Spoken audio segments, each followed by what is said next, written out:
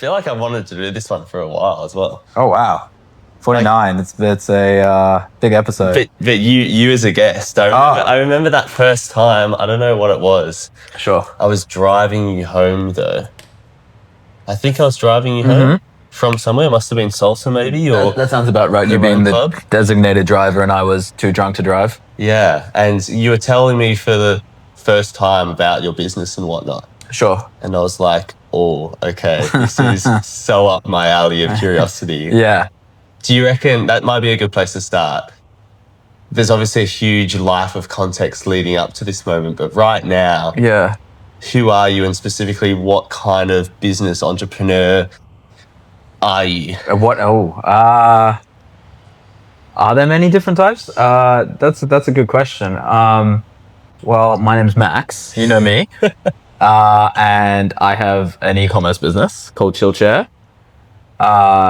And I'm basically trying to start a cool office chair brand to compete against the sort of category incumbents like your Herman Miller, like your X Chair, because I found a sort of market opportunity.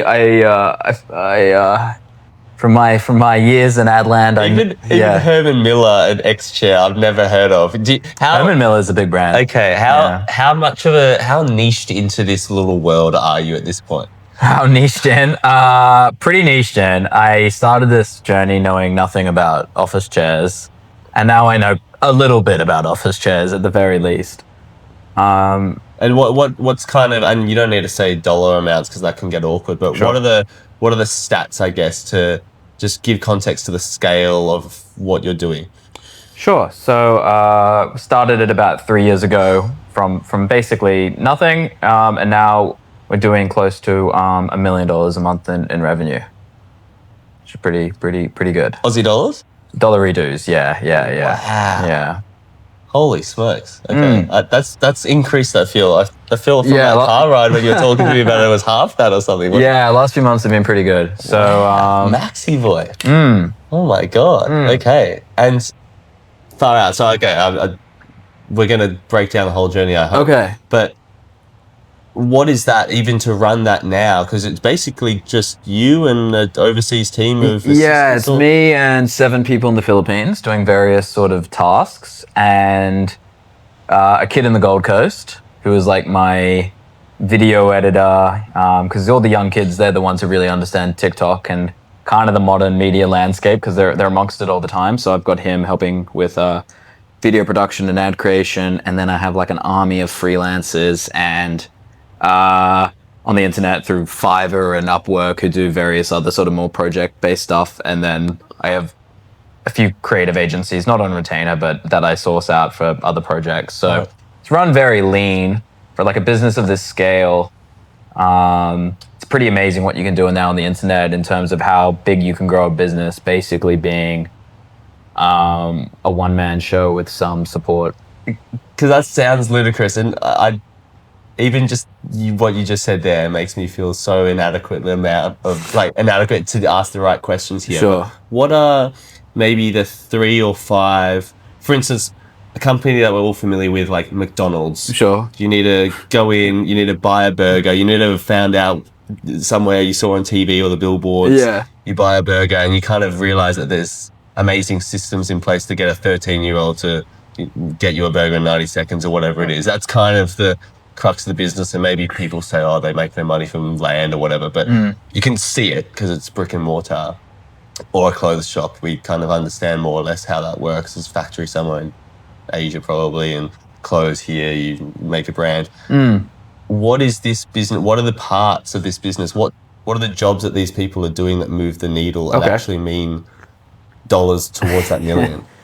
Sure. So I would haphazard a guess we're a much less complex business than McDonald's, for now, at least. But if I was going to run you through, I guess, like the supply chain from top to bottom, so we have a factory in China, just outside of Shanghai, and then the factory sources raw materials from their suppliers. They build the chairs, and then I have sort of an exclusive distribution agreement with them. and work on product development with them to design and manufacture these our chairs and our other goods. And this, the scale of their factory is actually like much bigger than you would think. Like they have machinery that costs millions of dollars just printing down plastic components and metalworking, and they have about 100 people working for them. So I'm a customer of them. Then I order my custom products and then get my shipping partners. So I have what's called an international freight forwarder, and I have a few of those that essentially just get the product from China to either LA if it's in America, or Sydney, or Warwick in the UK. And then we have a warehousing 3PL team in each one of those markets. You specifically. Oh, no, so it's like that's like a partnership. So I'm not employing. So you're really kind of just them. contracting out each part of what would be. For sure. In a big business, Amazon has their factories and their factory workers, and they have their, maybe, I don't know if they have their ships, but kind of they have their own things. You're just kind of contracting out each section of this. Yeah, pretty much. I'm just like the spoke in the wheel. Wow. And I'm just like an account manager. Like I have one or two things that I kind of do and I'm like half decent at that I do the job. Which is like copywriting and Facebook ads and a little bit of video editing. But the rest of it is really just being like emailing, messaging people on WhatsApp, hiring people for roles, and trying to like create systems that allow the business to scale without issue. So yeah, it's pretty amazing what you can do on the internet these days, and allows, if you're a young, ambitious person, to just be like a connector between different sort of factories or shipping companies and then creative agencies, and just tie it all together. So the shipping company that has millions of dollars worth of shipping assets to use and ship things just needs someone to give them a product to then ship, and have that someone, you being, has a reason because there's another person at the end of the line that saw your Facebook ad. For sure. Equally, I'm pretty sure you said that Chinese factory. Yeah. They were making the chairs already. Is that correct? Yeah. So so they were making. So you didn't even invent the chair. I didn't invent this chair. No, going to say I invented this chair would be a stretch. But I found the chair on Alibaba, which is like the marketplace for factories in China. And I was looking for the best office chair to sell. I was spending like weeks of research trying to find the best office chair. And is that, weeks of research, is that literally just typing in best office chair, just scrolling through 10,000 results? Pretty much. And then I found one I liked, and I was messaging the factory owner, and there were a few problems with this chair. One of which was that the controls were not in English. They were in Chinese and South Korean only. And I don't know if you know this, Tim, but people in America, their Chinese and South Korean language skills aren't fantastic. So I had the genius idea of changing the controls to English. Wow. And then I actually flew over to China to meet the factory owners before we even started to work together. And then saw the product and made a few small design alterations to the chair to make it look more like a normal office chair, because the current padding and weaving was a bit out there. So I put on a custom chair cover, changed some of the stitching. You say that was reflective of their just being in China, or because they're just holed up in a factory somewhere, they're so distant from the end line consumer? It's just easier sometimes just to go to the place and meet the person. And they didn't know who I was. I was just like some young guy just messaging them on Alibaba, placing these orders, making these pretty big requests to update this product, because it actually took a little bit of investment to, come up with English controls and change the cover and change some of these sort of stitching parts. So they wanted to meet me and understand I was like a legitimate person, which, kind of 50-50. But I went over there and met with them and formed a relationship with them. So they knew who I was, what I wanted to do, what my sort of vision was, and how I wanted to really try and sell this product at scale online, because their existing relationships were mainly with sellers in China and South Korea, as you can imagine, and mostly retail guys, and no one had really come to them and proposed, to try and sell this as like a mass market consumer goods in Western countries. So I sort of took a big risk, just flew over there, met them, hung out with them, And now I've been back to China a couple times since, and have a really good relationship with the factory owners. But it was that initial meeting that really, set me up for success. What was it about that? If you're looking through Alibaba for weeks and weeks and weeks, what ticked you off to this? Yeah. So I saw the chair, and it's like, if I haven't already mentioned it yet, it's a smart massage office chair. So it's not a regular office chair. It's got a big battery in the back. It's got like deep tissue massage rollers. It's got like a vibrating seat. It's got an armrest you can like slide back and like press on buttons. It's pretty like futuristic. If you can imagine like an Apple or like a Samsung releasing like an office chair, might be what it looks like.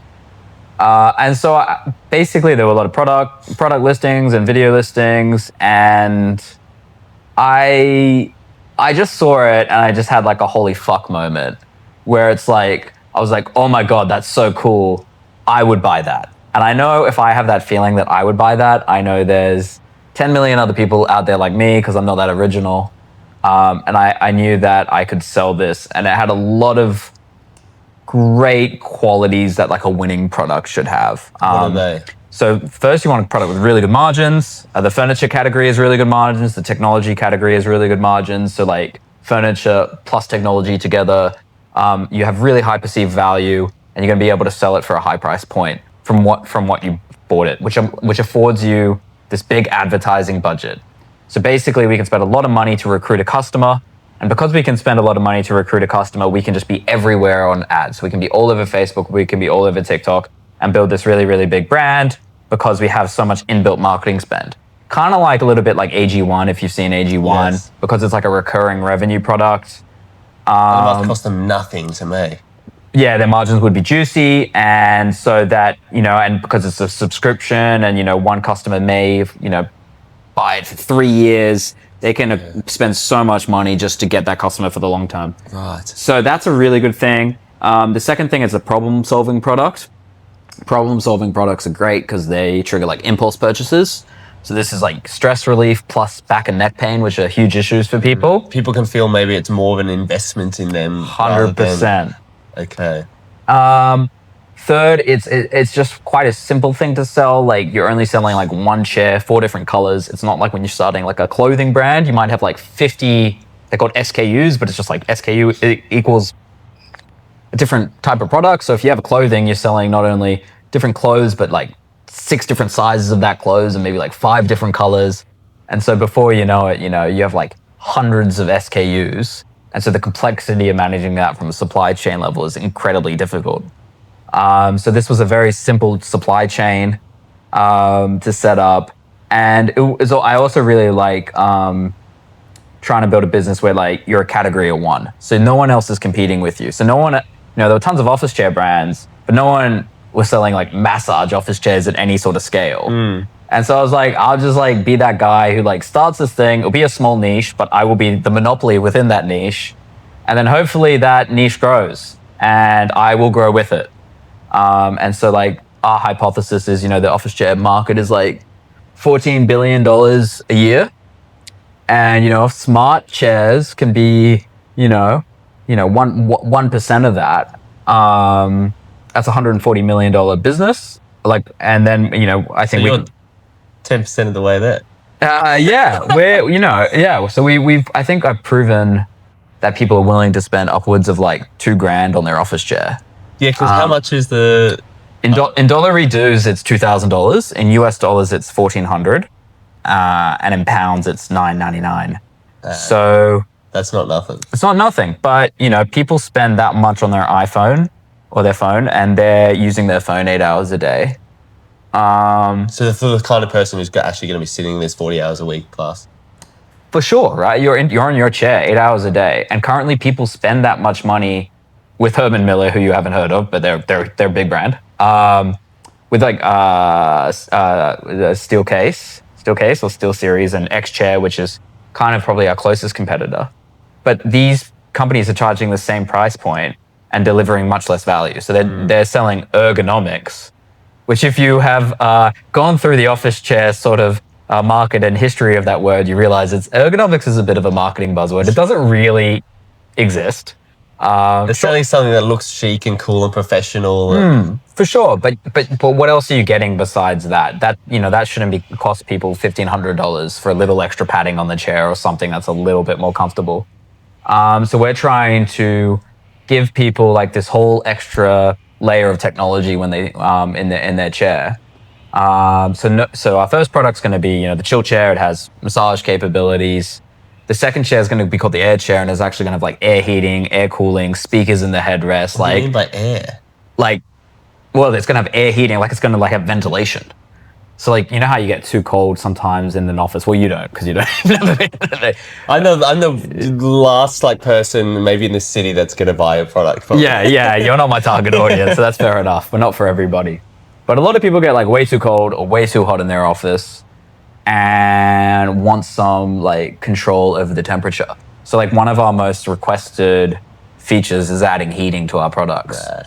So this chair is can heat you up and cool you down. You can like Cool as well. Yeah, cooling as well. It'll have airbag massage. So airbag massage, air heating, air cooling, air chair. So is that different from the little rolling balls? Yeah, so they will retract so you never feel them while sitting. So it'll just be a completely normal, sleek looking office chair with like inbuilt technology. And it's gonna like also hook up to your phone. We'll have like an app, like the Chill app. So this sounds that you're gonna be having your hands in the invention side of things a bit more. More so for this product. So I've been over to China a couple times to suss out what features I want and how I want it to look. And so we're working in very close collaboration to release this product. And I'm going to have exclusive distribution rights for this product. So this product, I think, we can sell thousands and thousands, hopefully millions of. And it's something we can sell into like large corporates as well. So that's like the next stage of the business is like getting to the air chair. And then hopefully that... You rock up to Westpac Bank, who has 200 employees at one level, and be like, well, yeah, we can give you a 30% discount on the order. Exactly. And, it's a great corporate wellness gift. The chill chair is a bit too bulky and big probably to sell into corporates, but I think the air chair will have a lot of leg. Oh, as in... MacBook Air, is that the kind of thinking about it as well? The thinking is like chill chair is like the first two letters of chair, CH, and it's like chill chair. And then it's like a kind of similar naming convention where we're taking the last three letters of chair, which is AIR, and then air chair. And yes, it does lighter and plays into the whole kind of like Apple aesthetic of, we're not copying Apple and we can use Air. I've already checked. Also, don't come suing me if you see this video.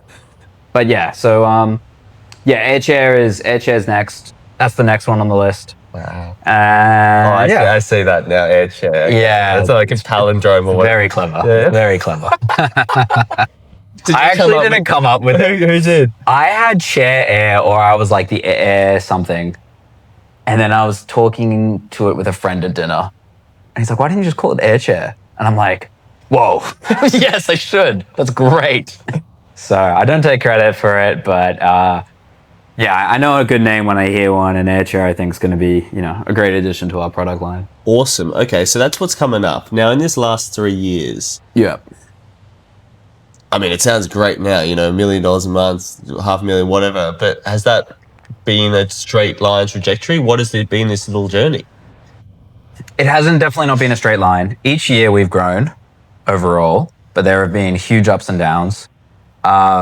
We started off very strong. So you had a big launch. Yeah, well, as soon as we started selling this... Okay, so when I first started Chill Chair, I was actually selling a different factory's chair. So this is going back a bit. Under the same brand? Under the same brand, but it was a much worse product. It was retailing for about $400, $500, but it was really uncomfortable. It was just a bad product. And so I actually ordered 50 of these. Sold a lot of my savings to like start up this business. 50 of the ones we've currently got. 50 of this is the first generation. Okay. So this is a much worse version of the current chill chair. This is also a massage office chair, but not great. And so I bought 50 of them, shipped them to America. And I didn't sell any for 3 months.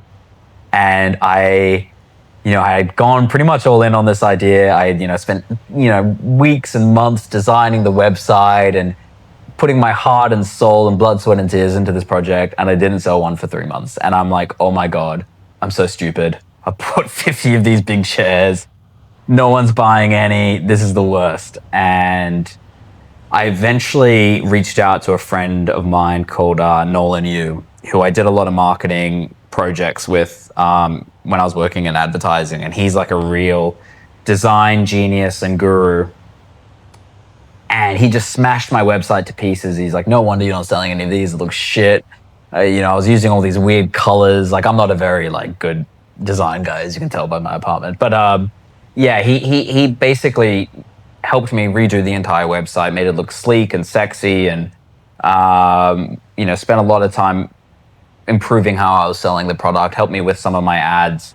And then I managed to eventually move the first 50 of this first iteration of this bad chair. But then the issue was about 20% of the customers who received this chair ended up returning it. So I lost so much money on this first iteration, and I think most people in that scenario would have quit and been like, this is just a bad idea. But then I had this one customer email me, and it was like the best email I probably have ever received in my entire life. And all it said was, look, this is a great idea. Your product is just shithouse. I was like, you know what? Fair enough. And to take the effort and time to bother with that email, hey. Yeah, what a great guy. And I was like, you know what? It is a good idea. I'm not crazy. I think I can make a go of this. So then that brought me to spending the weeks on Alibaba searching, finding the best possible product I could have bought. And kind of reframing my approach on how I was doing business, because at the start I was trying to cut as many corners, deliver, a pretty average quality product. And my customer service was just me in my room emailing people when I had the time. And then I was like, what if I just did everything great? What if my customer service was great? What if my shipping times were great? What if my product was great? What if my branding was great? Like, what if every chain of the business I really took the time and effort to make sure was awesome? Sounds very simple, but I think a lot of times when people are starting out building a business, they do cut corners and they try and make it easy. I think like people's default nature is to take things a bit easy or do something half-heartedly. You probably got into it not for the love of the game of giving the world the best office chair. You probably got into it, I want to make money here. Or some others. Yeah, I wanted to build something. Primarily, I wanted to build a business. I wanted to find, an opportunity or a gap in the market where I could excel and have the thrill of building something. And obviously all the perks that sort of come with that. And I guess there's a sense of, because I know we're getting ahead of ourselves here, Sure. but I know you've tried a lot of things, and eventually you're going to have to pick one. I mean, you could say the same parallel with dating, for instance. You're eventually going to want it. The goal is to pick one and, build this whole product and business or build this marriage or whatever it is. But in the meantime, you're going to be dating and failing each one. And there's a sense of, if it's going to fail, if this isn't the one, business or whatever otherwise. Sure. Let's get it over and done with quicker, sooner rather than later. Yeah. You have to know when to quit. And it's a hard thing because you put a lot of emotional investment into a project. And so it's hard to distance yourself from it and have a rational view of, is this going to work out? So was there a difference? I mean, you haven't even said the initial idea for this office chair and this, let's make this best office chair. Why was that kernel of inspiration different to any of the other possibilities? Of other businesses I could have started? I guess what I was going back to before of my checklist of what makes a great product. Because the business is really not office chairs. The business is e-commerce and it's selling products. You're selling widgets and you want to sell as many widgets as possible for as little cost as possible. And to do that, you need to have really effective advertising. But so it came back to really assessing what's a fantastic product to sell online and what's a good opportunity and what's something that no one has capitalized on yet. So yeah, it was more of a rational list of why I thought this was a good business to start. And how much was it can be a rational list, but when there's failures like that one you just described, how much of the faith muscle was used in backing your own rationality? Yeah, There were a lot of low points. I remember just like one time breaking down in the shower, just being like, "Oh, I'm such an idiot! Like I've just wasted my, year doing this, and I've gotten nowhere, and I haven't moved any products, and like I really thought this was going to be great." And you do have these real low points. Luckily, my ex-girlfriend at the time, I consoled in a lot about, the project, and she always had like a great amount of faith in me, and my parents as well.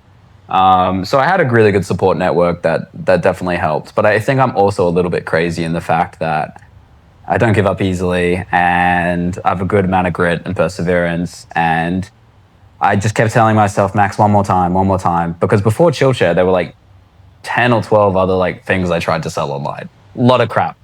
Stuff like, what kind of things? Oh my God. I sold things that were like similar to fidget flippers, but not fidget flippers. I sold this mat that would shock your feet with electricity. Yeah, that was probably the worst one. I sold Avatar Airbender hoodies. I sold a self-cleaning water bottle. An ergonomic mouse. I sold, you name it, I sold it. And I did have a couple of successes. My biggest success was my second thing I ever tried, which was a shower head called the Power Shower. Similar naming convention to Chillshare, I guess. But yeah, that took off, and that was during like the first year of COVID. So I actually got made redundant, started selling shower heads on the internet, sold them in 42 different countries, made a good amount of money from that. Eventually had to close it down because I got banned from Facebook ads because a lot of plumbers got together and were like, I was making some pretty false advertising claims saying it could increase like water pressure by 300%. And technically a shower head doesn't increase water pressure, which I didn't really know, nor cared at the time. And so all these plumbers got together and reported me and took down my Facebook ads account. And also my shipping times were great. I was drop shipping this plastic shower head from China. There were a lot of reasons it didn't work out, mainly because I was pretty stupid and didn't know what I was doing. So yeah, I tried and failed 10 or 12 times. I then had the idea for Chillshare. It failed again with a shitty product.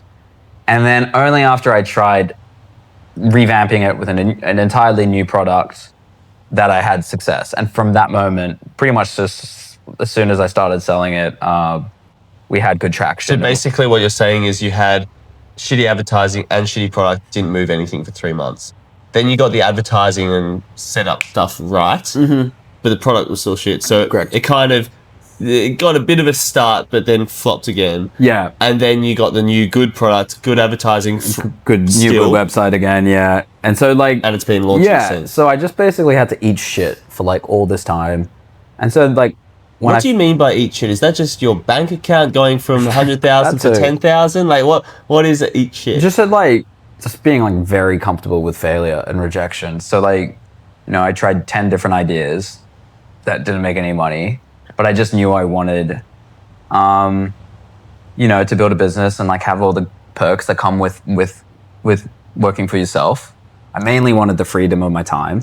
I didn't want to wake up each day and like, commute into work or sounds very first world problem-y, but it's true. Yeah. I wanted to wake up when I wanted to. I didn't want to have to ask, someone else's permission to go on a holiday, or if my family was sick to take time off.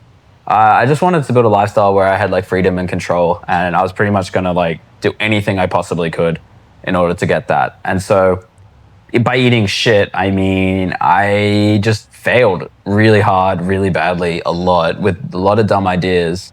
But that's the beauty of life, is that you only need to be right once. And so I was wrong 12, 13 times, and then I was right once. And that's all you need. There's a lot of strength, obviously, in your character to be willing to be wrong so many times with the faith that you're going to be right. Yeah. I'm interested in the strength of this particular dream, though. Why was there so much strength in the fact that key to that freedom over my own life, and probably the freedom of financial freedom and time freedom, is going to be found for me in e-commerce? Where did that come from? Had you seen that in someone before? Or? So I guess my dad was an entrepreneur, or is an entrepreneur. He's retired now, but he still has a lot of projects on the go. So I grew up watching him, and him always having some sort of scheme or deal or something on the horizon. But also, for the first 2 years of my life, my dad raise me. My mum was working, and my dad had all that freedom and flexibility. And so I think from a very young age, seeing my dad live that lifestyle, I think was like a formative experience for me, and showing and probably has now informed what I want for my own children, to be with them and spend a lot of time with them. So it's in my blood, I think is point number one. And then when I just hated corporate world. Like I was good at elements of it. I was good at the work. Like I was pretty well like awarded for being like a strategist in Australia. Like I won like a Cannes Lion. Like I won all these big industry things that should have had any meaning or value. But I just didn't really like working for other people. And I just think I had a little bit of a problem with authority. And there was some amazing people who I worked with who I respected and really valued their mentorship. But by and large, a lot of other people I was working for in corporate Australia were fools. Like, and that might sound really arrogant, but that's my opinion. And I think I just knew I would be faster and better off if I just could control more of the decision making and build stuff on my own. The problem being that the corporate structures are already so in place. So even a fool can climb those ladders, where you are going to have to build your own structures. Well, I think it was more that in corporate Australia, like the work is like hygiene. Like, yeah, you got to be good at the work, but in a lot of jobs, that's just like expected that, you just got to be baseline level of competence. And then the rest of it is this sort of like political side of work. What does that even look like? Where you're trying to like make friends and you're trying to, play people. And I was just never very good at the political side of work. So while I was good at the job and like doing presentations, doing decks, presenting, coming up with briefs, coming up with ideas, I was always good at that stuff. But the political Game of Thrones that goes on in a lot of these environments, I was never well suited for. And I recognize that. Which is kind of annoying, because it sounds like you were just good at the things that actually move the needle for the company and make the bottom line. Yet by nature of a company being full of humans, they naturally have these social hierarchies and status games, which, hang on, aren't we here to work and make money? Well, why are we spending half our time and energy doing this stuff? I probably just sort of worked in sales where like you are actually rewarded for your output. But yeah, so my dad was an entrepreneur. I didn't really love working in the corporate environment. And so when I was like 21, 22, I basically like binge read every like business book I could sort of get my hands on. And a couple really influential ones were the 4-Hour Workweek by Tim Ferriss. I think a lot of that's, it's a bit of a cliche to bring that up, but that was kind of like a revelation for me of like, being able to design my own lifestyle. I remember reading that, literally just being like, is this the fucking Bible? Yeah, I think he writes it in a way as a young man you really like resonate with. And the other one I read was the Millionaire Fast Lane, which has a very cringy title, I'll admit. But the Millionaire Fast Lane was basically like, this is how you can make a lot of money. These are the sort of like avenues which are available to you, and actually like ranks them on what's like the best ways to like make money. And the best one is starting an online business, because you have like the scale and the ease. And the second best one, I think it rated, was like property. Yeah. And property, never really spoke to me as something like super interesting, but yeah, so I just knew that if I was going to make it on my own, I wanted to build something and, leverage the scale of the internet to create value. And so, yeah, that's, a lot of those books I read when I was in my early 20s really like gave me like the hunger and the drive to like do my own thing. So there's a kookaburra. Oh yeah. On the balcony. Is he a Bring him regular in. visitor? No, he's not actually. We get cockatoos and some other small birds. Nice. Oh, So a little distraction from the pod. little intermission. Yeah. That's so beautiful. Yeah, so that was, I guess, yeah. So I sort of just had the hunger and the drive, and then I always told myself like by 27 I want to like, was this the random age I gave myself to go off and try doing my own thing. Okay. And that was the age where you did?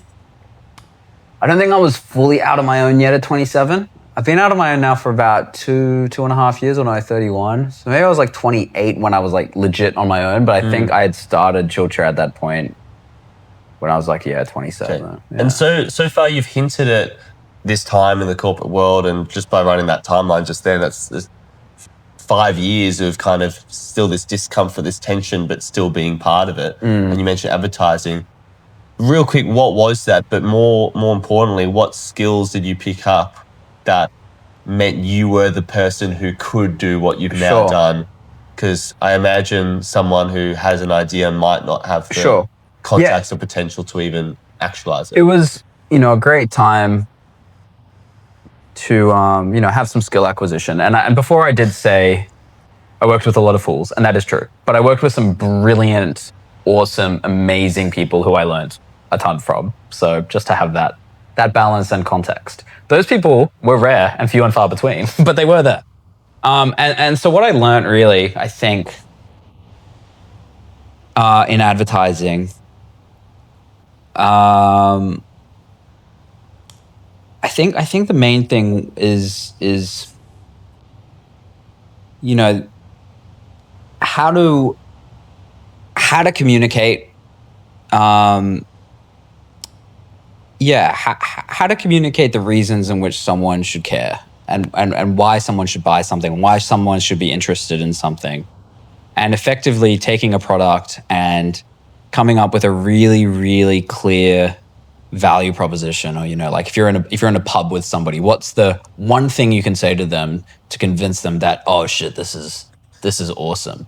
So I learned the structure in which you can really think about and market a good or service, which sounds a little bit airy-fairy, and a lot of people, Are there any, just to bring that to ground, if we have this pillow in your hand or something that everyone can know, not that you have to give us a slide, like a sales slide deck or whatever. Put him on the spot.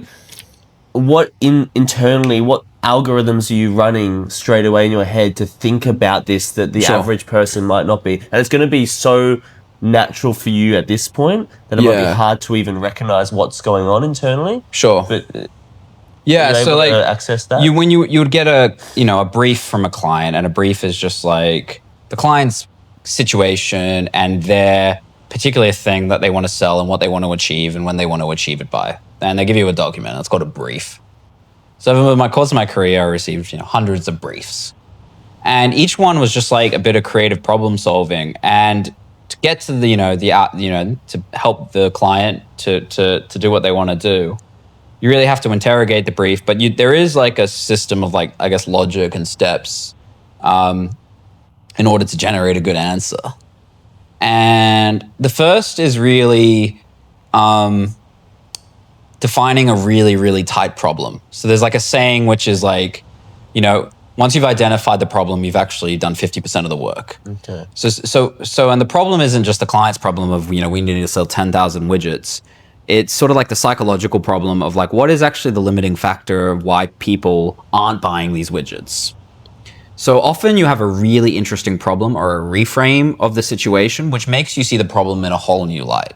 So articulating a really tight problem is kind of like step one. What would an example of that be? I know I'm putting you on the spot, but maybe one you remember from back in the day, or one you used with Chillchair. Or... Oh, you are really, really, damn you, Tim, you're really putting me on the spot. Let me have a think. Some of the best advertising campaigns I've read about, for instance, was toothpaste back in the day, where when they first made toothpaste, they knew it was a great product. Mm-hmm. Dental hygiene is just such a keystone habit to form and has so much value flowing on. Sure.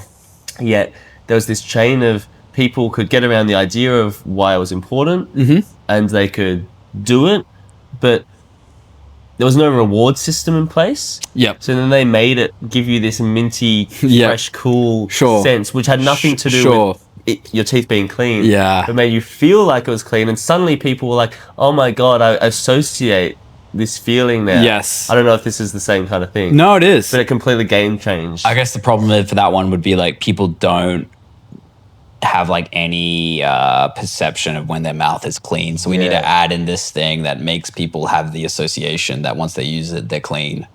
So like for a good reframe one I just thought of. So we had this client. We had this. Some time. That's all right. You did. Thank you. Thank you. You're making me look good, Tim. That's a sign of a good interviewer. We had this charity client. I think some like United Nations like young leadership program, and they basically wanted everybody to read this like 270 page document that they hand out to their investors and their partners. And basically we started the pitch with being like, raise your hand the last time you read a 270 page charity book back to front. And of course no one raises their hands. And so we're like, well, the problem is like, no one's going to read this. No matter what you do, no one is going to sit down. So we need to like condense it and make it a more sort of interesting format for people. Naturally. So that's one of the ways you can come in and reframe it, is just to completely just like destroy what the client thinks is the actual challenge. That is such a thing, because just like you are so niched into this world of office chairs, and you not just know the main brands that maybe plenty of other people know as well, but you know such minutiae in that. It is your world. So for people working at charity, and I would say the kind of people who work in charities tend to be even more cognitively dissonant of their own niche. Yes. So isn't this the whole world? Isn't this the whole universe? This 270 page thing, how much effort's gone into this? Yeah, how important yeah. it is to these African children or whatever it might be. Sure. It's like no one gives a fuck like Yeah.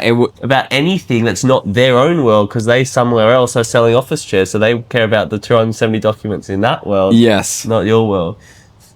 That's Yeah, just a little tangent. No, you're right. So yeah. How much So of- going back to the you asked for the sort of the algorithm. It was like problem. You want to redefine the problem.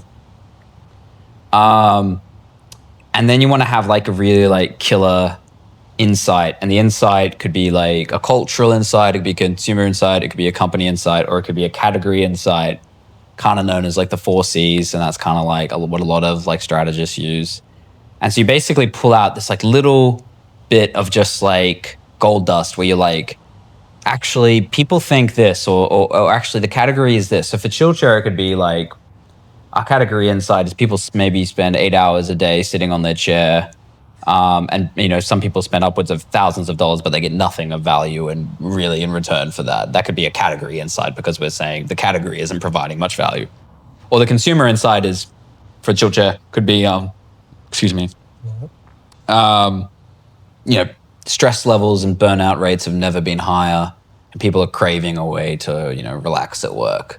So you pull out like this really interesting like little insight, and to do like have really good insights, you need to like be like a good people watcher and be someone who can like look in from the outside and like pull out these gold nuggets. And it's from that insight then you can then develop, you know, some sort of opportunity and a strategy. And then it's that strategy, you know, the strategy might be, okay, we need to go all in on positioning this chair as the antidote for burnout, might be the strategy. And then from there, only then do you start actually coming up with the creative ideas, what most people think of as ads, which are, you know, then your TV ad, your billboard ad, your Facebook ad.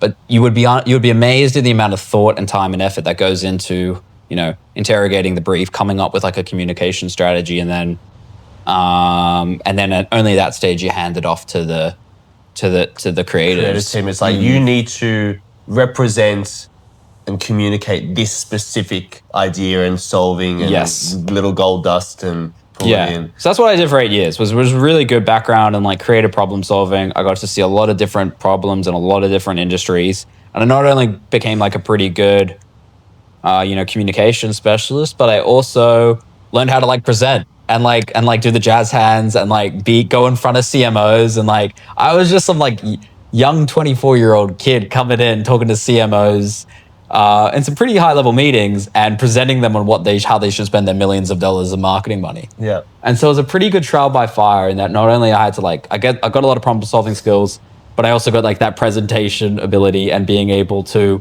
kind of bullshit my way in and out of any meeting, which is a great life skill on its own.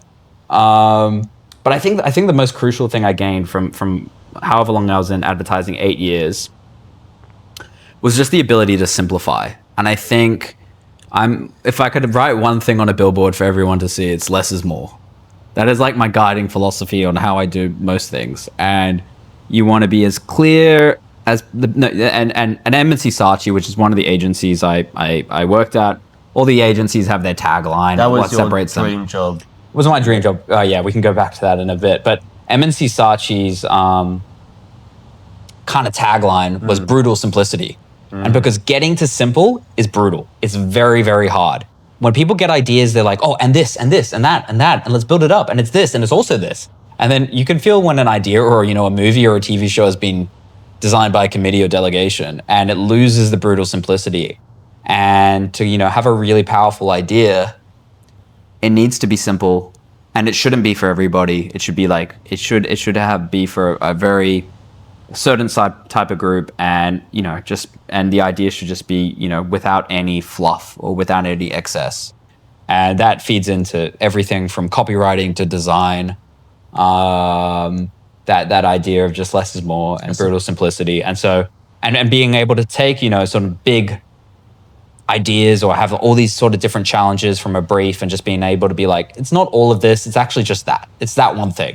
And we need to go really hard on that one thing and forget everything else, which is a hard thing to do. And so, I suppose you've done it pretty well so far, at least with Chillchat, sticking to one product. And I'm sure you can, you get a bit of the ball rolling. Yeah. Okay, suddenly let's make the second chair, and let's make all these colorways and do this and this. And this. Rather than, no, there's still way more meat on the bone of just the one dot. And maybe how much of it do you think is the fact that we all kind of are such complex individuals, and we don't like the idea of, have you heard of Naval, and he says specializations for insects, right? We don't like the idea of narrowing ourselves down into one thing. I am just this one chair dude, and my whole life force is going to this one chair. Sure. Maybe it's a bit easier on my soul to say, yes, I sell this chair, and maybe it's the one that makes most of the money, but I also do all these other things. Yeah, I once was chatting with a guy who was making me some user-generated content, and nice enough guy. And at the end of this call, he was like, Max, do you mind checking my website portfolio? And I'm like, okay. And he's like, it's a portfolio of, you know, what I do.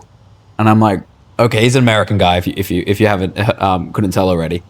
And so he shows me his like work portfolio, and he's like, yeah, I do like content, but I've also got like this business, and then I'm also like trying to like do this AI thing, and then I'm doing this, and I'm like, mate, what do you want me to like help you with here?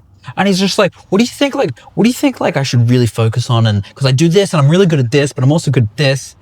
And I'm like, dude, like, if I was you, just do one thing and do it well. It's very, very hard just to do one thing. And all my attention and energy at the moment is just building this one brand and one business. And I don't have time really for 10 other side projects. So yeah, I think just being honest with yourself about, you know, if you want to do something well, do, you know, really go all in on it. Not to say you can't be a generalist. I think it's super useful to be a generalist. I think that your quote from Naval is like a slightly tangential thought that, you know, yeah, you can still like go all in and something, but you need a wide range of skills to like help you build and that thing.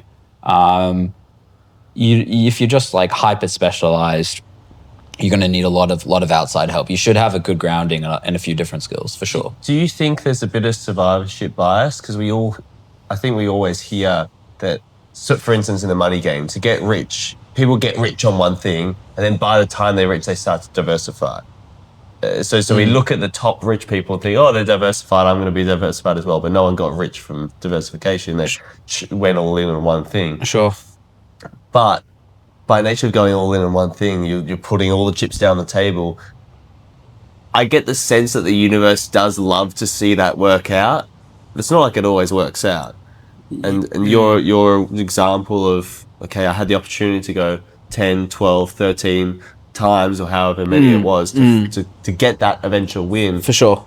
Are there examples of individuals where maybe they don't have the opportunity to keep on going, or going all in isn't right for them? Or do you think it's a pretty decent strategy for basically everyone to experiment, go all in on one thing and Just hammer it. Yeah. Well, I don't know about everyone. I can't speak for everyone, but look, from my own personal experience, and I think it's not too controversial to claim, but to get good at something, you just need to spend a lot of hours, and you need to spend a lot of time doing and failing and testing. And yeah, I just think by going all in, I mean just having deep focus on like one subject area for a long period of time, and getting good at it. And that's what it was for me. And It was those 8 years of advertising that just naturally flowed into. it was a pretty luckily my background really helped me when it was time to market and brand and do a lot of paid advertising for my own business. Like a lot of those skills like definitely crossed over. So yeah, it was that like compounding time that helped me achieve some level of success today. And just going back into that world, because I don't want to spend too much time there, but you've mentioned like having a dream job in I think it was that industry, and you found a lot of success in the awards you made, like the big international awards and whatnot. Where did that initial dream start from? Because obviously it evolved into this e-commerce entrepreneurship thing. But was it originally, I want to be on the top of this corporate ladder, but in the advertising world? Or was it always, I'm going to run it hard, but then step out at 27? Or? So I never knew I wanted to be in advertising. I, like many people, went to university, had no clue what I wanted to do. I studied commerce and economics because it was just like big and broad. I originally thought I wanted to go into finance. And then I did an internship at AMP and was kind of bored out of my mind the entire time. And I was like, this is too slow for me. I need something with fast, energetic, fun people. And I was at Sydney Uni one day and it was pissing down rain. And because it was pissing down rain, I stepped indoors and I shit you not, I had no idea, but there was a marketing internship fair on at that time. So I'm here and then I see a couple of my friends, they got like their name tags on and they're like, Max, are you here? And I'm this. And I'm like, oh, mate, it's just like pouring down. I need to get outside. I need to get inside. And so I go around to some of the booths and, trying to get as much free stuff. I have no intention of joining any one of them. Anyway, I get chatting to a couple people at this booth for this company called Reprise. And they're telling me and they're trying to sell me on all the cool stuff they're doing. And they're like, Max, are you really interested in marketing? And I go, no, mate, to be completely honest, I'm just here to get out of the rain. And they laughed and they're like, that's funny. Do you want a job? And I was like, okay. So that's how I landed my first part-time job straight out of uni. And I was like, I don't know about marketing. And I was like, I told my parents about it. And they're like, yeah, Max, you'll be in like Surrey Hills. There'll be like fun, interesting, creative people. So I start working at this company called Reprise. So it's completely out of the blue. Completely out of the blue. I did have an interest in some level of marketing. I never studied it. I always used. You wouldn't have gone even in that moment and gone around the stalls if there wasn't a little seed. For sure. That was but for it to have been curiosity so fervently straight off the bat. I know. It was the universe was pushing me in a very singular direction. So then, I got that job at Reprise. The job, to be honest, wasn't for me. It was a little bit too in the weeds. They're really nice people there, but I was working in this sort of big, cool, hip, modern, 2-story office where there were some really cool companies as part of the larger group. And I remember going to an all-staffer because these two guys had just sort of like won this big award, which fast forward was the award I eventually went on to win like 6 or 7 years later. But I saw these two guys doing this talk and sharing their ideas and this big sexy PowerPoint slide, and they're up there presenting, and these guys were like rock stars. And it was like really cool because it was like, they were like, it was like a mixture of like psychology and economics and commerce and like all these different like things they were wielding into this presentation. And I just was like sitting there as like a 21-year-old kid being like, this is fucking awesome. Like I want to do whatever these guys are doing. I have no idea what they're doing. I have no idea what it is, but I want to be doing that. So eventually pushed my way into the company where those two were working. And I realized that what they were working in was a field called, marketing strategy. And then I spent the sort of next couple of years of my career trying to get a strategy job, because I spent a couple of years just as like the lowest of the low grunt partnership executive at this media agency, earning literally minimum wage. And so that talk was sort of the catalyst. Seeing them was the catalyst to really go deeper into the sort of the world of marketing and advertising. Well, what's the timeline on it? Because I think so often in life, I don't think it's a bad thing to say. You see certain characters, and for whatever reason, they just almost beacon you of that. Whatever I'm doing, I'm getting drawn towards that image I have that they represented. Mm-hmm. And if you're lucky enough, you will eventually wake up, whether it's a year or 6 or 7 years down the line. Sure.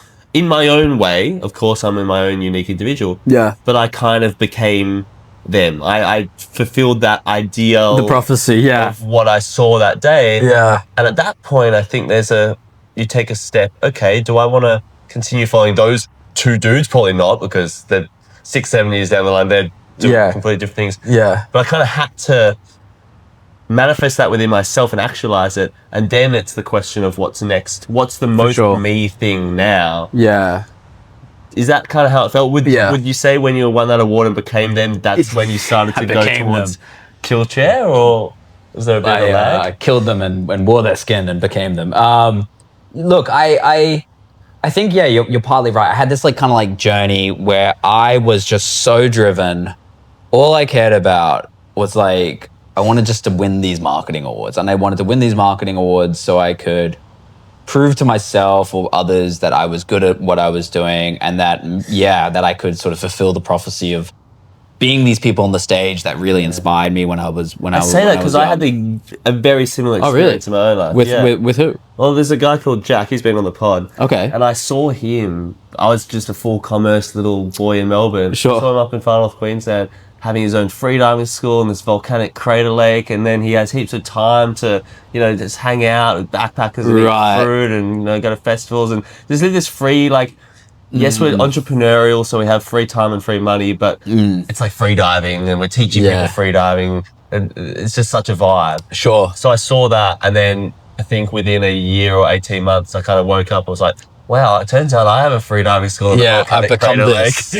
Just in my own version, but I've become Jack. And the interesting part for me was, okay, I'm not going to keep on following his path. He's, full in freediving. Now it's kind of the question. I had to become that. I had to follow that ideal I saw. But now it's a question of what do I actually more purely myself want? And I'm just wondering, is that what led you maybe then to ask, maybe, or get in touch with your subconscious of what does Max want? Actually want? What is my purest desire right now?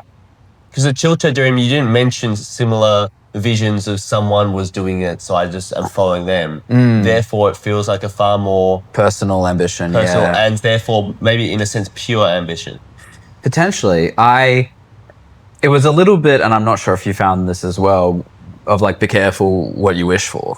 So I spent 5 years really grinding in order to, get all these accolades, to get, my quote unquote dream job. I got a job at the biggest creative agency in Australia, working for some really big brands like the Commonwealth Bank and Sydney Uni and BWS. And really, like, if you're a strategist, these are some really awesome brands who can do really cool stuff. And I was just miserable for the entire year I was working there. I had gotten exactly what I wanted. I thought, I was crushing it and getting, BNT 30 under 30 and all these sort of like little pats on the back. But I just kind of like looked at my boss and my boss's boss and was like, do I want to be this person when I'm 35, 40, 45? And I was like, fuck no. And then luckily, COVID happened and I got made redundant. So I didn't need to make that decision for myself. Luckily, this really pushed me to go off and get into e-commerce. And then once I started making some money from it, I sort of never really looked back. Although I did actually get another advertising job down the line. And that was a great experience. But that was a short stint until I really could get Chilcher off the It's funny ground. though. That's the exact same experience I had. Yeah. I got there. Yeah. And I can't say I was miserable. I was living a pretty good life. Yeah, but yeah. I think relative to how the outside world maybe projected onto me how I should feel, I might have felt miserable. Sure. Because most people will look at a dude just cruising around Guatemala running a freediver school like that is literally the dream. And I definitely didn't feel I was living my dream. That's weird to say, but It was somebody else's dream. somebody else's dream, exactly Yeah. right. And when I saw people at the very tippy point of that road, Yeah. I didn't like what I saw either. Oh, really? Because they were just a bit like nomads and wanderers. Yeah, for all sorts of reasons, right? But yeah, the kind of untethered nature of things and not really able to comfortably exist in my home country of Australia, I did not enjoy. Yeah, so very similar thing. Yeah, and I mean, it's like I spent half a decade working on something which I now look back on and think was pretty not meaningless, because I definitely like learned a lot and got some great skills out of it. But yeah, it was only like at the very least it was just a chapter in my life, but in the moment it was everything. Yeah, it's so funny. You're taking words out of my brain. Yeah, I think it's a pretty like shared human experience where, especially when you're young and you don't really know what you want, you're very easily like not manipulated, but like guided by certain people and certain ideas, and you're just told that this is the best and this is like the coolest thing ever, and then you get it and you're like, it's all right. How grateful are you then for? Because I think my version of it was so out there, left of field. It was actually kind of not too hard to step away because everyone kind of expects you to step away at some point. Whereas if you're living this, if you're getting the accolades and it's fully within your society, you're getting paid and you're wearing the suit and you're getting the pats on the back and winning the awards and whatnot. How grateful, in a sense, are you for COVID to have cut the cord for you? Yeah. Would you have had the strength to cut it yourself? We'll never know. I like to think so. But it might have been 10 years down the line. Might have been a few years down the line. Who knows? By that point, I might have been married with a kid and would have been a lot harder. For the first month when I got made redundant, though, I was miserable. I was like curled up in a little ball, and I had just been on such a long journey of like working so hard, finally got into where I wanted to be, at least I thought I did, and it was cut all away from me. And so I was pretty distraught. And then I was like, okay, Max, like, you got to pick yourself up here. You got a new game plan. You got to get into gear. You got to do something. And then I just got down like a YouTube rabbit hole of drop shipping and watching these like 19-year-old kids supposedly making millions of dollars online. And I'm like, I'm probably smarter than these 19-year-olds. I reckon I could do this. Which then, one thing led to another, and I was, literally 3 weeks later, I was selling thousands of dollars of shower heads online a week. And I could go into this. I've got 2 or 3 different stories about Power Shower, which is this dumb shower head company I built. Good shit. I'll go through them really quickly. Yeah, please do. Because they're pretty funny. So the first one is Power Shower. First one is I'm driving home with my real quick. Yeah. In its whole lifespan, how many shower heads were sold, roughly? like 20,000 or something. 20,000. Okay, Yeah. so there's maybe half a chance that. I did like a bit over $1 million in revenue in like a year. Wow. Which looking at what we're doing now is like not crazy numbers or anything, but for me at that point in my life, Do you mind me asking how much of that would have been profit? like 150 grand. Wow, cool. Yeah. So, it wasn't like, but I was earning more than my job that I'd just been fired from. I'm selling shower heads on the internet. All my friends were like, Max, what are you doing with your life? You were like this like young hotshot advertising guy. Now you're literally selling plastic shower heads on the internet. And I'm like, yeah, I know it's crazy, but like, this is the best I got. Like, it was a pretty sweet deal. I was like, just traveling a bit with my girlfriend, but a few funny stories arose from it. So the first one was I was on a holiday with my girlfriend in the Blue Mountains. We're driving back home to Sydney, and I get a call, and I pick up the phone, and it's like, "Hello, Max. This is New South Wales Police. How are you doing today?" And I'm Oh, like, that's not a cool. no, they said, hello, is this Max from Power Shower? Oh, okay. This is New South Wales Police. And I'm like, oh, Jesus. I'm like, one of my shitty Chinese plastic shower heads has just exploded and just killed someone in the shower. And now I'm under a criminal investigation. And so my heart just sank. I'm just like, yes, how can I help you? And they're like, oh, yeah, we're from, the police charity magazine. And we're just wondering if Power Shower wants to be an advertiser in the magazine. So it instantly went from me thinking I'm going to jail to being asked to advertise in some police magazine. I'm like, how did you guys find me? They're like, oh yeah, we saw one of your Facebook ads and we thought you'd be a good person to advertise. And I'm like, okay, how many people read this magazine? And they're like, actually, we don't know. And I'm like, well, that's probably the one thing you should know if you're trying to sell advertising space. Anyway. It's more of a donation to the police force. Donation police force, yeah. So that was pretty funny.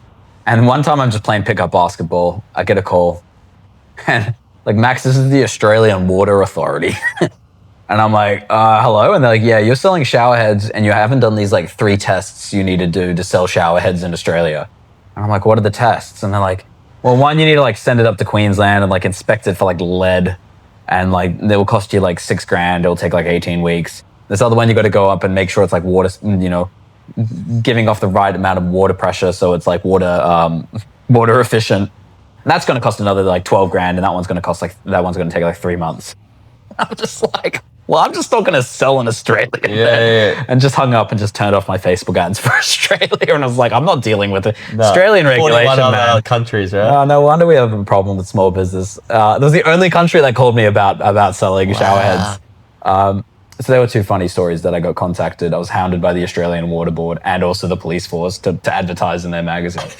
But anyway, so that was, so that I got pushed from COVID, quit my job, and then sort of got the taste. And once I got that first taste for freedom and making money online, there was sort of no going back. Yeah. And has it always been the money game for you? Have there been other... I hope you understand what I mean by game, right? Have there been other games you've tried to play? Some people might try to play the how much of a fuckboy, how many, notches on my bedpost can I get? Some people might. There's all sorts of games to be played. Sure. And it sounds like you are naturally focused on just, this is the work, this is what gives value to the marketplace, and that's been your focus, at least in the business context. Yeah. Money game sounds bad. That's got maybe a bad name, but look, what I told you before, I think was honest, and that I just really want to have freedom over my time, and I think people way overvalue money and way undervalue time. And I mean, by the sounds of it, just running the numbers in my head, do you have a number that does that for the rest of your life? If you just keep on running Chilchet how it is for the next year or two, surely you can just stop and then we're touch wood. Who knows? Easy come, easy go. I don't want to count my chickens before they hatch. It could all, with a tariff shock that we were 3 days away from declaring bankruptcy. So I don't want to assume anything. But the money game, I'm not even sure I'd call that. I'd probably call it the freedom game. And all I want to do is have control over my own life, and ability to have freedom of movement. And money is just a way that helps me get that. Does it, I imagine, obviously it's like a bell curve, I imagine, whereas having no money or little money inhibits your freedom. Yeah. Then you get more, and for each dollar you add, you get more freedom. Right? Sure. But then there must be a point where suddenly you have so much that the fear of losing it, maybe the security that I need, the pressure internally and the anxiety of what if it all goes away, or what would I do without this, or whatever. They must start to, at the very least, plateau, if not go down. I think the richest people in the world have some of the least free people. Yeah, so I agree. If it is a bell, are you trying to stop at the top, or are you not thinking about that at all, or? Yeah, I know what you mean. It's when you make so much money, you can have so many assets, and then you can have so much worry and trapped time. by the game of, I can't stop playing this. No, I'm the lifestyle I have now is I'm so happy and content with that I don't need too much more than what I currently have. And I agree. I think once you get so much stuff, it becomes overwhelming, and it limits you. But so your purpose of the reason why you get up and continue engaging with it all changing then and evolving? And if so, in what direction? Well, I guess I've sort of got the freedom part down that I can wake up each day and choose what I want to do. If the surf's good, I'm just going to go for a surf. You know, if the NBA playoffs are on, I just want to sit down and watch the NBA playoffs. Yeah. Or if I want to, you know, go on a trip to Bali, you know, I can go without asking anyone. So that's nice, and I don't take that for granted.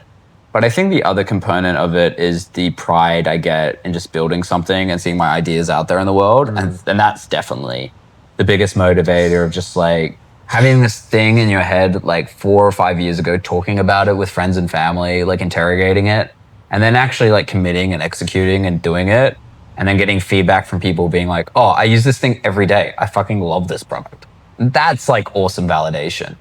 And yeah, I guess the motivation comes from like, just like the daily sort of problem solving and building and you know, creating something in the world that has not a huge amount of value, but it has some value, and tries to to see how big and far I can take it.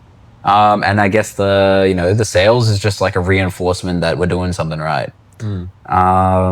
Yeah, it's not really about like a dollar figure. Like I would actually do what I do now for much less money because I just like the lifestyle. But yeah, it's the pride in building, I would say, is the main motivating factor at the moment. And it might feel like I'm just kind of hammering this one point. I'm just trying to see. I guess I'm looking for an answer.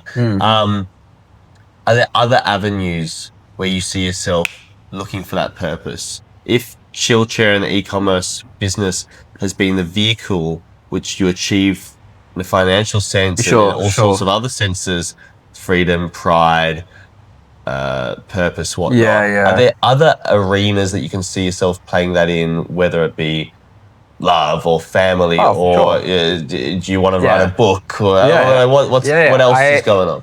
Yeah, I think if any, nothing else is going on. It's only chairs. Yeah, no, look, I think... Is it time to kind of... We've been honing in because that's the way this works. But now that we've kind of hit the top of the bell curve, maybe, can we take the this off? Yeah, and like the business isn't the only thing that gives me purpose and meaning in my life.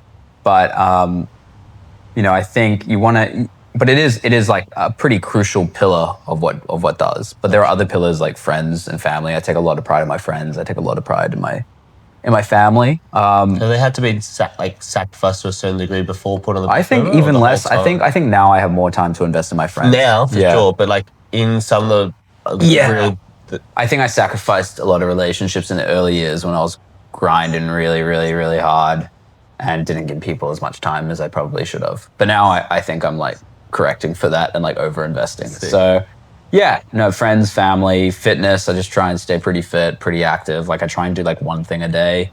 And yeah, I think I'm getting the sort of itch now for another like creative project. Sort of like flex the creative muscles a bit to do something a bit different. And I got a couple ideas for that. What I want to do with that, but any that you're willing to just throw out there, or they're not ready for the work? I actually have thought about writing a book. I think if I'm going to like sell the business and I make enough money where I'm like financially set for a long time, I think I don't want to start another business, and I actually want to create or write something. TBD what that is. But probably like a fiction novel. Oh, wow. And yeah, so maybe no one will read it, but that's, yeah, I kind of like, it's nice thinking of your life in chapters, and then if my first chapter was just like work grind, second chapter was like building a business, and then third chapter I would like to think could be something a bit out of left field.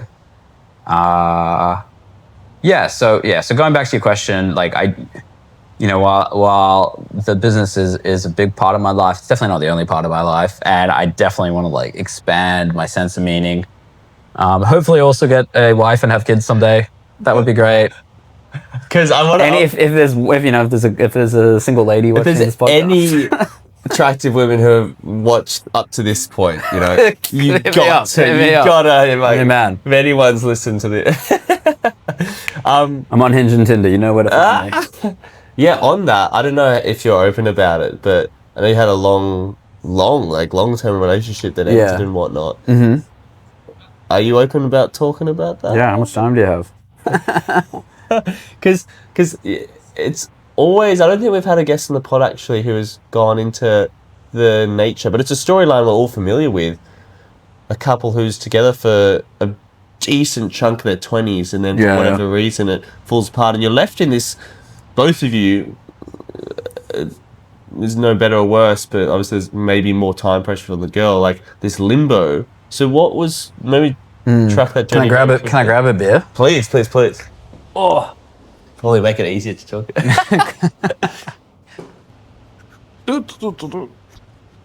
Yeah, so I mean, okay, let's delve into the girls' side of things, the love life. Sure. Because I've only what the people want to know. I've only witnessed a little bit of it myself, but it's been interesting so far. What? You witnessed it yourself with me? Yeah, Okay. your own love life. Okay, I mean, obviously okay. in second person, Sure. getting recounts here and there.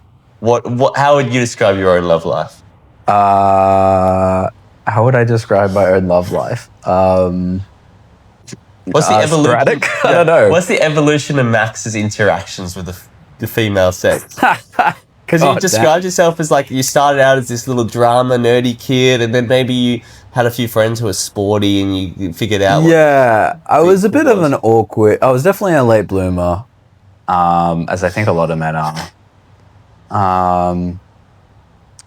And in my early 20s, I've mostly been like a long-term relationship guy with a couple periods of singledom.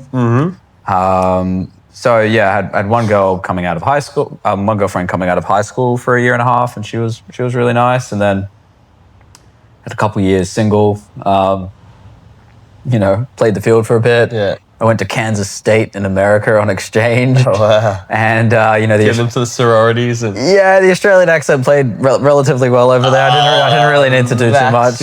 Yeah, and came back home, and then I met this beautiful Finnish girl called Vilma, and I really liked her. And we were together for about a year, and then she had to go back home to Finland. And I was probably too young to really fully commit and make a huge life-altering decision if I'm going to move over to Finland for her. So that didn't work out. And then a couple of years after that, I met this amazing, wonderful woman called Bella, who I was just entranced by, and she was. What was the entrance? She was just so graceful and pretty and smart, and yeah, she just had all these amazing, wonderful qualities. And she was also my height. She was 5'10", 5'10 and a half. And so we were I never dated a girl who was as tall as me. And something about that was pretty cool. When she went, she was just like a powerful, strong woman. I think I like that. Do you remember the story? Because I know we're going to get into what ended up being a 6-year relationship. Spoiler alert. But do you remember those first moments, the honeymoon phase? What storyline, what idea she was occupying in your head? Can you take your mind back? Yeah, Sometimes it feels like, oh man, look at this, fate must be putting its fingers. No, it wasn't really a love at first sight thing. We met on Bumble. That's where the ladies reach out to you first, Tim. Okay. So she messaged me. We went and got coffee and breakfast. And she said, oh, this is a great little cafe. It makes food like my nana used to make.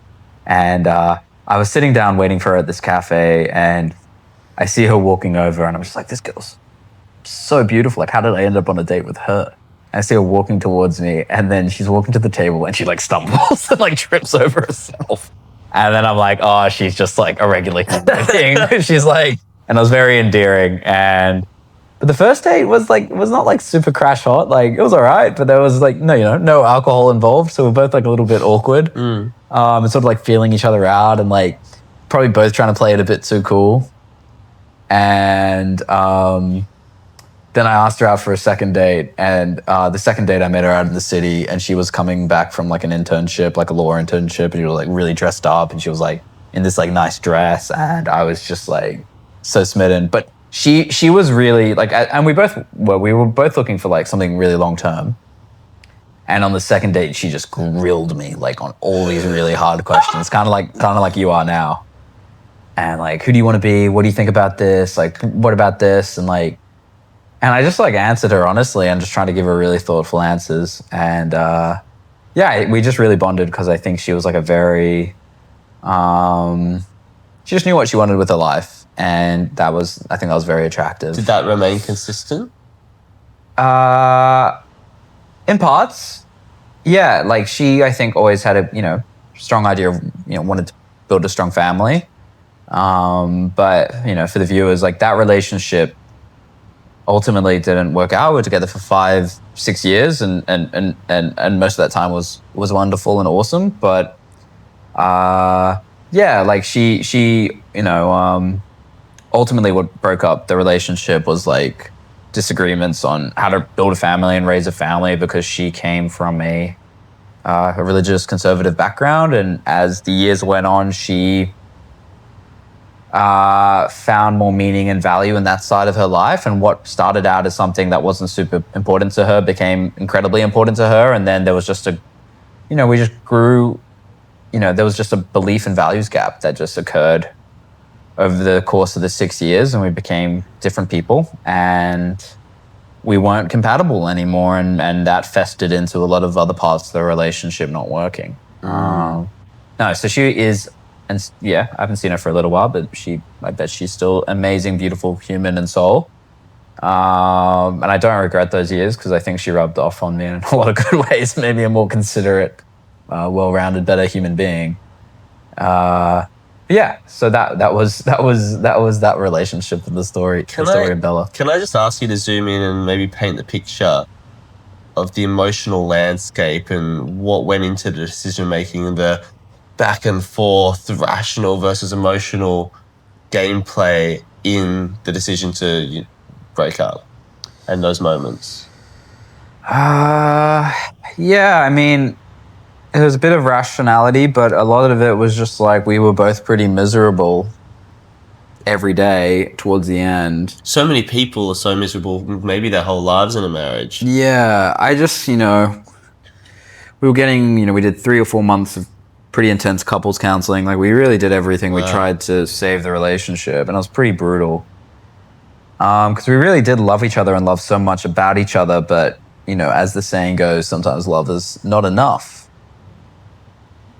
And yeah, then we just couldn't overcome the differences in values. And at the end of the day, I didn't want to have my children believing and following things that she held so dear. And it was too big of a sacrifice for us both to make. Mm-hmm. And yeah, ultimately she deserves someone who, was going to embrace that lifestyle and give her what she wants, and vice versa for me. Yeah. How do you see now? I don't know what stage you're in now, if you're looking for another long-term thing, if you're just enjoying the singledom, as you say. But how is that experience coloured? Singledom would be a good name for a TV show. Yeah. How has it coloured my current trajectory and way of modus operandi in this dating market? In this economy? Yeah.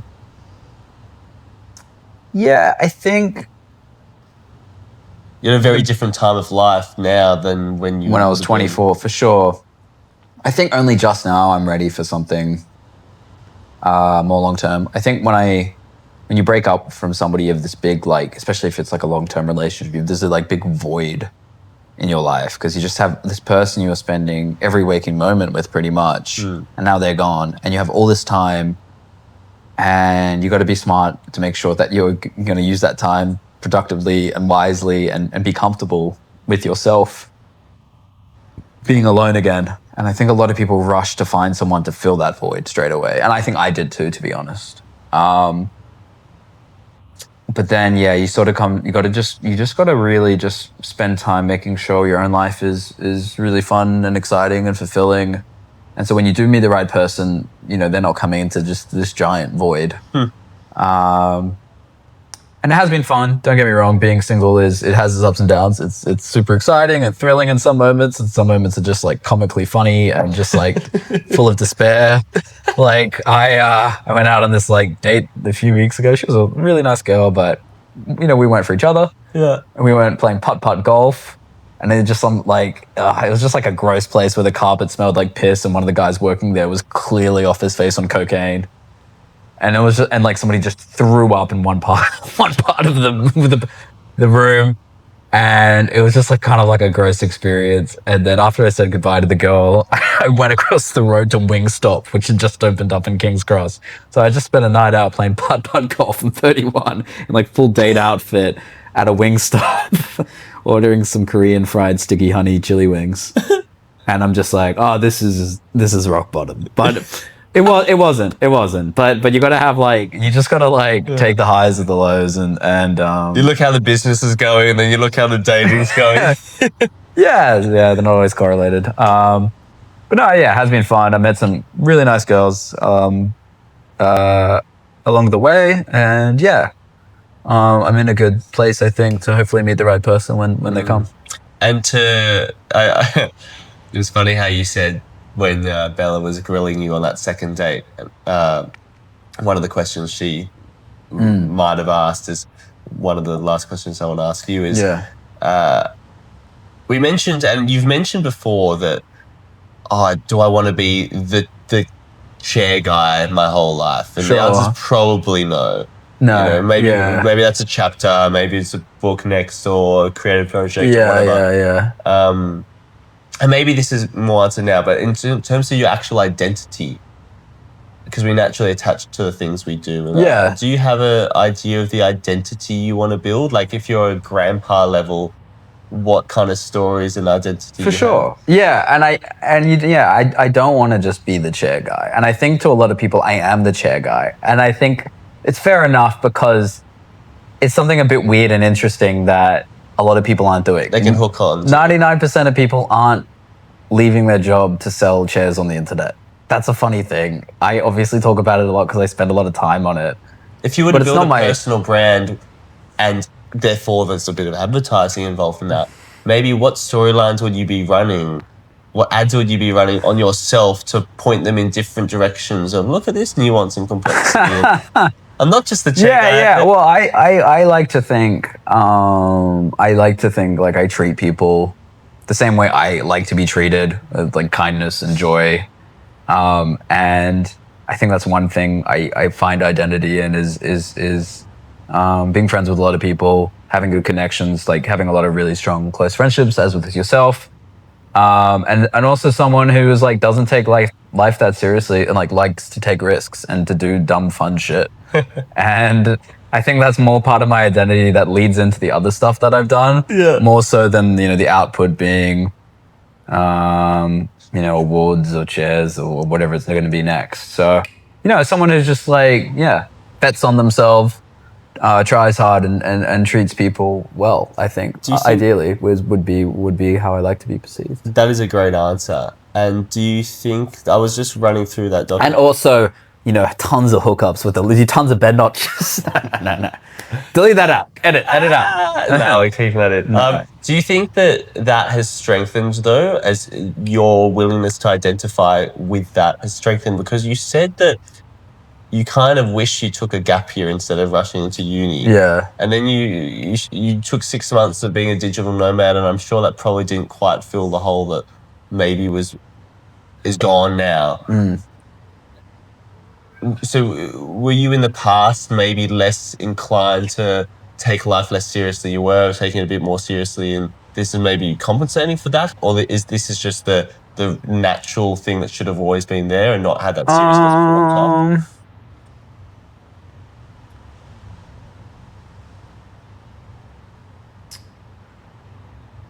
So what your question is, have I learned to take life less seriously as I've gotten older? Yes. Yeah, I think so. I've always had a good bullshit radar and a good bullshit detector. Pretty much since I've been an adult, where I have been less inclined to believe the stories that are told to me in the world, whether it's, stories about how you should live your life in terms of, getting a job, or what you should believe in terms of religion, or how you should think about certain things from a political point of view. I wouldn't say I'm like an amazing free thinker or anything, but I'm a skeptic, and I think my skepticism has served me well in the fact that I've been able to choose my own adventure with more freedom and clarity than I think most.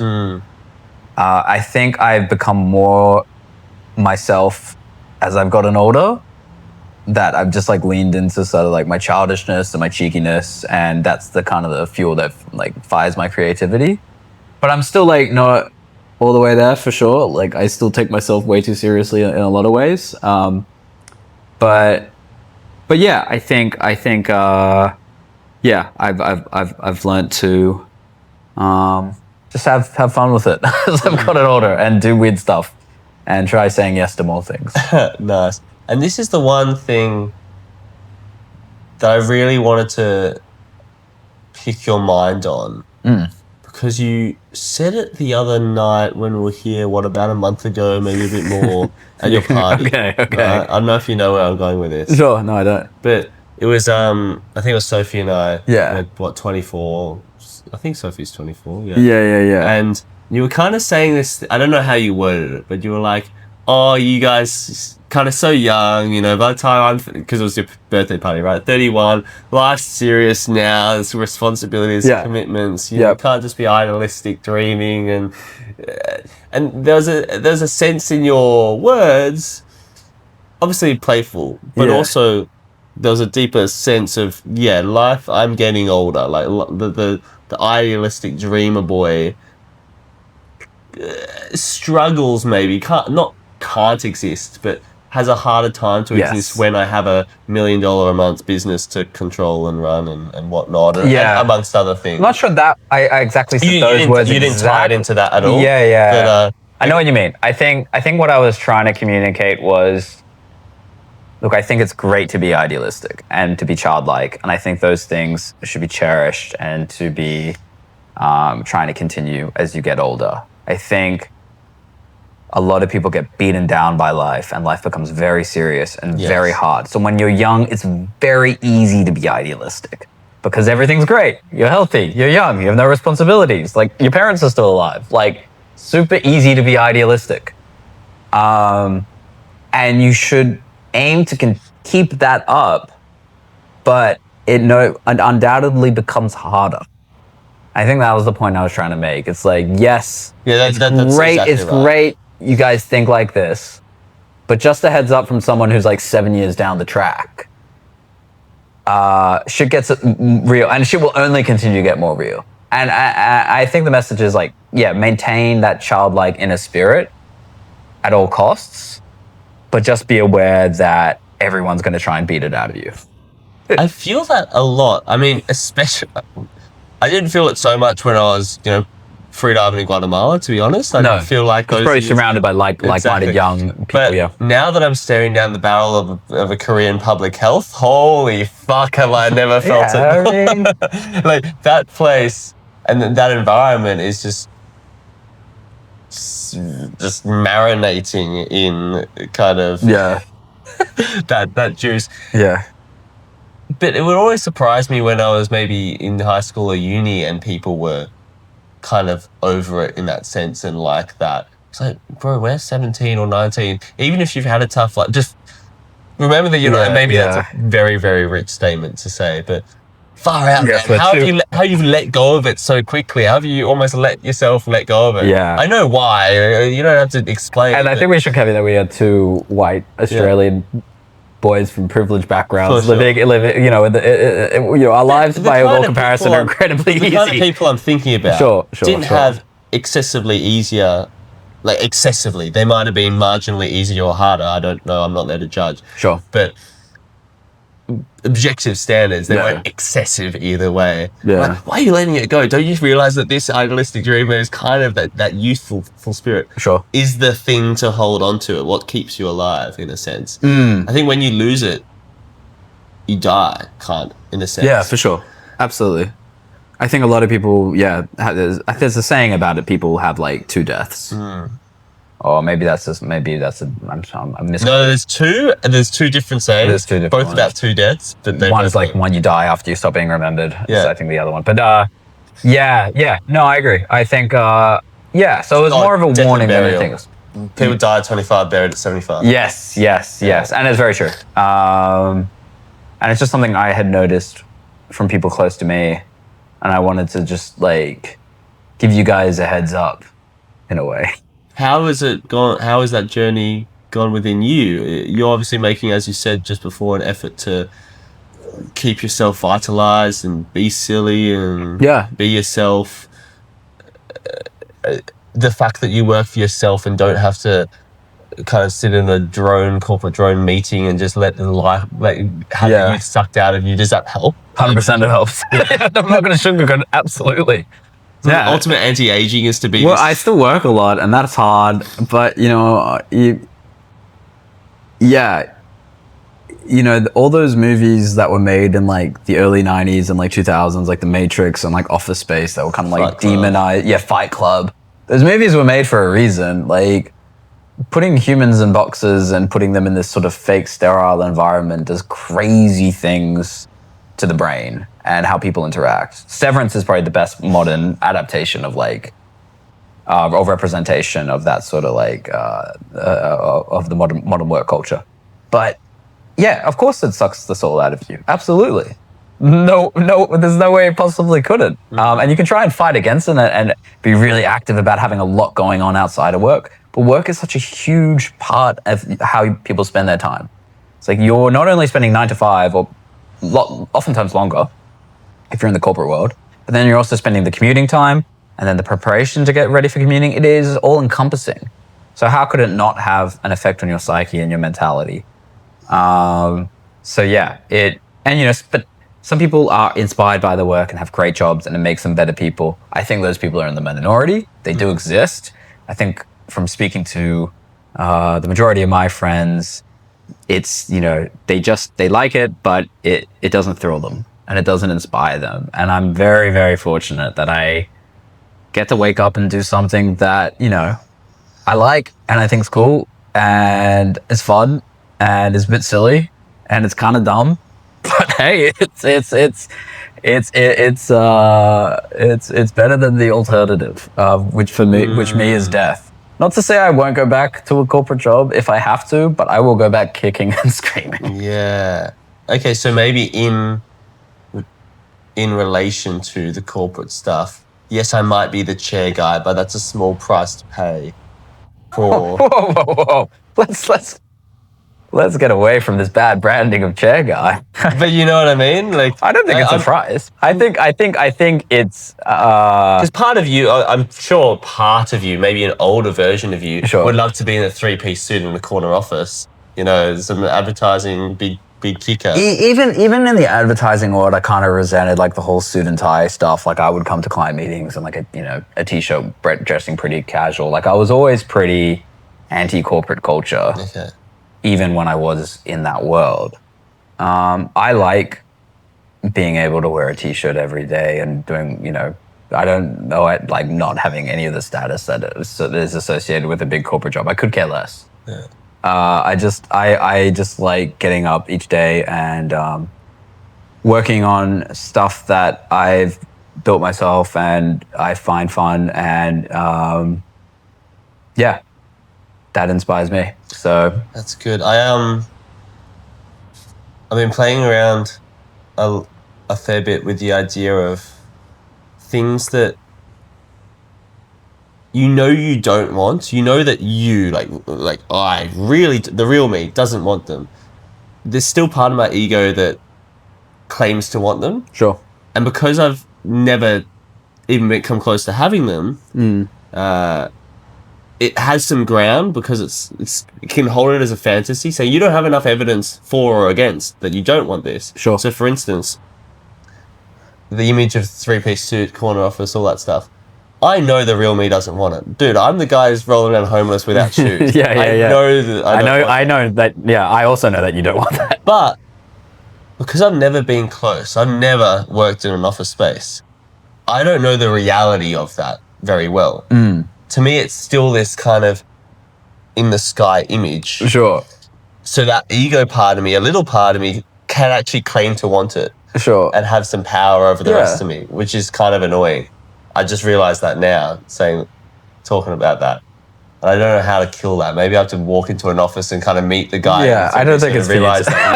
I can kill that for you now. I don't think it's for you, Tim. I don't think you'd like it at all. No. I wonder if you can kill those little ego grips with just thought. Yeah. Or it has to be a proximal experience. I don't want to like completely trash offices in general, because like for a lot of people it does keep a meaning, and there are great jobs and great teams, and there were a lot of times in my career where I did enjoy going to the office and working with really creative, smart people. By and large, I think I didn't enjoy it, and I found kind of a lot of it a little bit dehumanizing and just annoying. But I don't want to completely trash the entire culture of offices, because so much great work and great stuff happens at offices. So it's what I'm trying to communicate is just it wasn't a great fit for me personally. And yeah, I think for a lot of people, they don't enjoy the sort of, very stereotypical corporate culture. But a lot of people love it, and a lot of people need meaning, and that's where they find it, and that's perfectly fine. I don't think for you would find any meaning in it. No, I guess I'm thinking of another example. This is just such podcast bro chat, but there's like a very attractive, superficially attractive woman. Okay. It's like, okay, pardon my ego wants that. Sure. Now, if I never speak to the person, I can, like, my ego can keep on saying, oh my God, what about that girl? She can hold every real girl I have up to that standard. But when you start speaking to her and like you realize, oh, no part of me wants to hang out with this person, suddenly you can kill it. Sure. You can kill that desire. Sure. And that's kind of what I mean. It's like, because I've never seen the actual realities of that corporate world and that corporate hierarchies and status and all that stuff. I feel ill-equipped to actually just kill that, which is an interesting idea. And I wonder how many of those false ego desires kind of hold power over us, even though we don't really want it, but hold power over us nonetheless because we haven't approached it enough to kill it. I understand, because when I first started out, the allure of working in a cool advertising agency and being around people in blazers and walking fast and talking fast and, drinking and doing cocaine, going to the office parties, and there's the money and the power and the sort of like the mind games of it all. There's definitely an alluring mystique about all of that. I think in reality, again, generalization, for a lot of jobs, it's just a lot of monotony, and it's just like very, very boring and stale, and it's just you going to a desk, sitting in front of a screen for 9 hours, maybe getting a chance to eat lunch in the park, and then coming back and then just sitting at a screen watching the hours tick down, and then getting ready for your, hour commute home. And I just found that really hard to process as my existence every day, as I think you would too, as someone who loves being outside and with people and connecting with people. There's a lot of work doesn't have that going on. But then again, but equally, a lot of people like that. A lot of people like the stability, the connection they get from people in offices. And again, I'm just speaking about, your average run-of-the-mill corporate job. There are some amazing companies with highly dynamic, like that would be a blast to work at. I would love personally to work at. So, it's I don't want to like be too harsh, but I think, yes, you personally, I think you wouldn't like the day-to-day grind. Yeah. Well, thank you for allowing me to explore that idea of. Watch Office Space. Have you seen Office Space? No. Oh, Not the watch office, that. Office Space. Office Space. Yeah, it's a great movie. Okay. Yeah, if you want to never work in a cubicle, watch Office Space. Okay, cool. I'm all out of specific questions. Are there any other topics or ideas that you just want to float out there? Because if you see this as a time capsule of where Max was as a 31-year-old, and maybe in 5-20 years you'll look, who was I back then? Are there any little like things you'd like to leave? Got it all out there for now. No, just hello, Max from the future, I guess. Like, that's pretty cool from looking back at this. That's how I always think about this, because when I was hanging out with Granddad in retirement home, I could put my own YouTube up on this fucking TV in a retirement home. I was that's cool. imagining myself in the retirement home in 50 years and be like, wow, this is going to be so cool. I guess, like, yeah, hello to my family and hopefully my beautiful wife and children. Have you come across anyone? I'm episode 49. Yeah. In episodes 1 to 48, anyone that you think I should go and really like deep dive into their life who maybe have parallels or something I could really take away from to assist me? Yeah, good question. I have to probably sit with that for a bit. I have to look at the list. Probably my favorite entrepreneur on the pod so far was episode 13, I want to say. Oh, that's my lucky number. Oh, there you go. He lives down the coast. He's called Curtis Treadway. I've only met him once. Okay. It was for the pod. Curtis Treadway. Treadway. Yeah. He, similar to you, kind of young about advertising, marketing, doing all these business courses and whatnot. So very much I want to do this. Yeah. Channeled it, not e-commerce, channeled into a freediving school. Oh, cool. And this very successful freediving school, social media. Ooh. And retreats and whatnot. So not to say he's in any meaningful way the same as you, but just that I was always going to be in entrepreneur mode, but a completely different direction to channel for a lifestyle rather than I'm going to get the money which buys me the lifestyle. Sure. I'm going to run directly at the lifestyle. Run directly at the lifestyle. And I think those are two ways of doing business that are both quite interesting. Cool. And he does well with the freediving school. He's got like a few. Is this like a franchise or something? A franchise, maybe, or not just the like the right way word of saying it. Just kind of his hometown. Then they do retreats, so they'll go to Ningaloo Reef and swim with whales and sharks and shit for 7 days. Yeah, maybe just go on a retreat. Yeah, I would love to. Yeah. All right, I'll reach out to Curtis. There you go. I'm coming for you, Curtis. Yeah. I'll get some commission. Yeah. No, there's plenty though. I could once if any pop to my head, I'll let you know. All right. Well, I hope people enjoyed our ramblings for 2 hours. I think they will. How many people listen to this again? Oh, not that many. It depends on the episode. Hopefully this is the high rating episode. At most, a few dozen. At most. But give it a good headline. What's the headline going to be for this episode? $1 million a month entrepreneur. $1 million a month entrepreneur opens up about love, money. It's gonna be like opens up about like money, sex, and love. Drug, sex, and rock and roll. Talks about nothing coherently. All right. Thank you, Tim. That was great. Thank you, man.